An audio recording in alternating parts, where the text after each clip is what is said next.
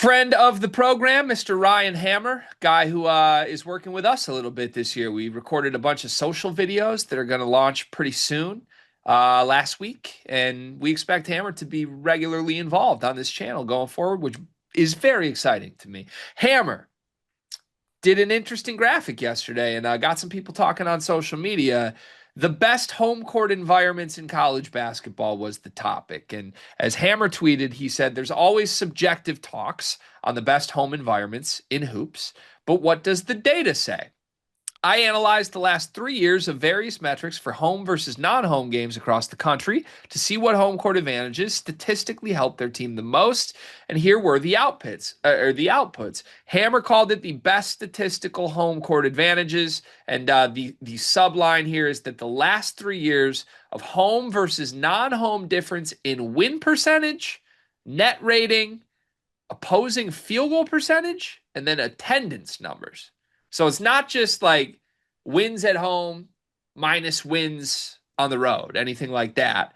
It is a mix of like four different important metrics that you would only get with home splits versus away splits. And the outputs were this. The number one best statistical home court advantage is Arkansas, Bud Walton Arena. Number two, Tennessee. Number three, Creighton. Number four, North Carolina, the Dean Dome. Number five, Michigan State, your Breslin Center. Number six, Kansas, Fog Allen. Seven, Iowa State. Eight, Auburn. Number nine, Rupp Arena, Kentucky. And number 10, the Marriott Center out in Provo, BYU. Honorable mentions included Texas A&M Providence, the Kohl Center at Wisconsin, Wake Forest, and Dayton. You may be listening to this saying, where the hell is Mackey Arena? Which was one of the main reactions to this post. Not in the top 10 or even in the 15 with the honorable mentions. Give me your reaction here. Do you think this is an accurate portrayal of the best statistical home court advantages in college basketball? Um, so I do. I do think it is. I do think that they do have a lot of the big dogs on here. Now, I don't know if you saw one of Ryan's follow-up tweets, but it did do a little bit of clarification on why there are some teams there. There are some teams that you think should be there that aren't there. Oh, I'd like to know how you feel about this. So he basically did the stats difference like from home and away, like you stated. So the teams that are so good that there's not really much of a difference between home and away, it kind of takes away from them being put in this spot. So like Duke, Purdue, and Houston are so good and so consistent both home and away that I don't think it earned them a spot in this, which I guess makes somewhat sense. But also I feel like there's also some teams on here that I'm looking at who have been extremely successful everywhere they have played. So interested a little bit off guard to see like Creighton third there. Obviously, I haven't been there, haven't seen much about it. Got the Breslin Center on there, got Allen Field, got Fog Allen Fieldhouse, but yeah, I think it's a pretty solid list. Yeah, Mackey's 100% one of the top 10, if not the number one, right? Like I do get that, like, to Hammer's point, this conversation is subjective. But when you go to Mackey Arena, it doesn't feel all that subjective anymore, does it? Mackey deserves to be on there. Like, you've been to a lot of these. So have I. It's not all that subjective to me that like Mackey's way more intimidating and tough to play at. Now, I haven't played, I haven't stepped on the court and seen, but I've seen how teams play. I've seen how good teams play in that environment, and it is just different. But you're right. I'm glad he hit the follow up here, and I saw Craig Bowers. Shout out to Craig, by the way. Boilers in the stands, guys. It's been a while since we have collabed with them on anything. I hope they're well. But I love Craig's input on all this stuff, and he kind of, I think, self-identified this even before Ryan did, and was like, just so people know, the reason Purdue isn't here is because we're good anywhere. Like, what a flex, by the way, from Purdue to just be able to own that. Like, yeah, it's hard to play us at Mackey. We'll also show up to your door and beat the piss out of you. No, you And won't. Also, no, you wait. Where's that tweet at?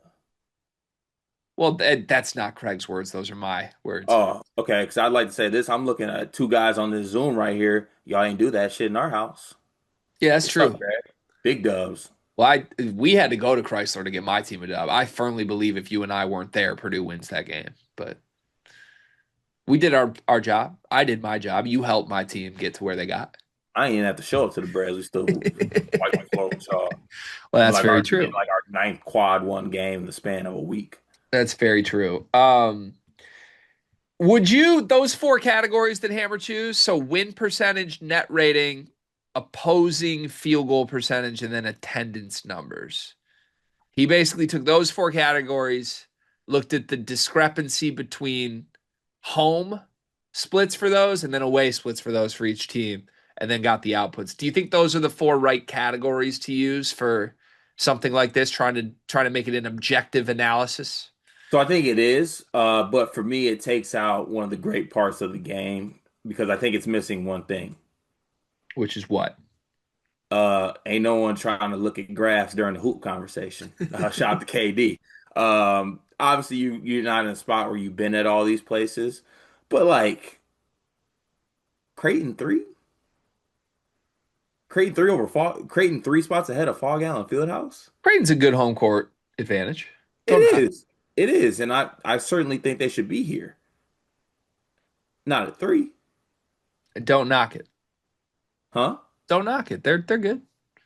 Listen, I know they're good. They're my Blue Jays. Don't tell me how to handle I my do. Blue Jays. I know my Blue Jays. We're not third. Where are the two UConn gyms? Are they better at Gamble or what's the other one? Yeah, Xfinity? Yeah, which Oh, one? stores, right? I thought Gamble was in store. I don't know. Just I figured both Wait, no, UConn. Gample's in stores, Connecticut. It's Gamble and the Xfinity, I think. I just figured both UConn gyms would be here. Yeah, I don't know. I don't think I'd use net rating if I'm using win percentage. Not to like critique. Hammer can do whatever he wants, and this was a fun exercise to do. But I don't think I would do net rating. Field goal percentage is fine, I guess, but I honestly might use free throw percentage instead.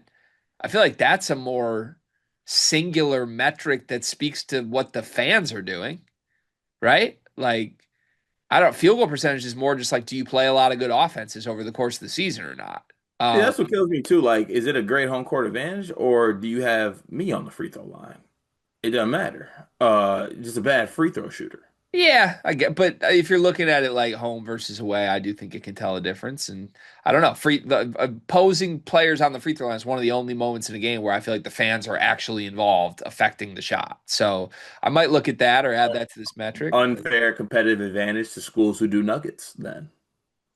Also, yeah, very true. That's why they do the Nuggets is looking for a competitive advantage. Or maybe conversely, Purdue's not on this list because they need Nuggets as a reason to get out of their seat and be loud, which They're is crazy. not just naturally loud.